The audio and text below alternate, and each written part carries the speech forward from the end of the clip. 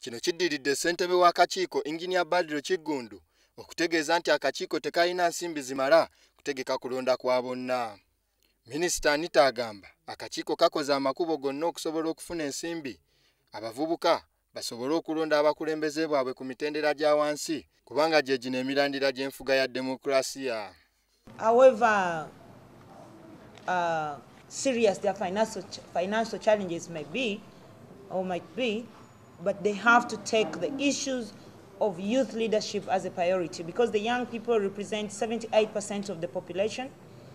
And if they don't have leadership in place, they are bound to face very serious and critical challenges. Akutidde akakiiko okulaba nga kalemera ku nteekateeka yaako ey'okwetegekera akalulu ka 2016 okwewala obukubagano ne bannabyabufuzi.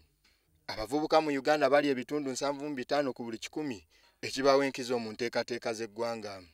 Minisita akubidde abavubuka omulanga okugenda okukebera enkalala z'abalonzi basobole okwetaba mu kulonda kwa 2016. My work method is to get the views of the young people to see how we can make their leadership very, very effective for all of them. So we also I want to call upon all the young people who have access to the Act to try to look at the Act and propose amendments, and they can submit to my office. Wabula abamu ku bavubuka WBS beeyogeddeko nabo bategeezezza nti bo si bamativu ku nteekateeka za minisita ku nsonga z'okulonda.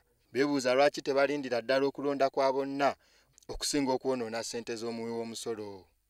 Tulinze ennaku z'omwezi nga 28 Minisita Anite yayisa abakulembeze bonna mu Uganda yonna.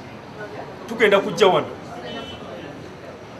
tukiriziganye abakulembeze babaveeko bwe bagaana anti oluminisita ebe mulemi Anite ffe tumanye yamuwa omulimu kwolwo olunaku lwennyini tujja bakulembera ku bigere paka Ntebe Pulezidenti Museveni asalewo oba abavubuka bakyali bakulembeze oba tebakyali bakulembeze. Lule John, WBS TV.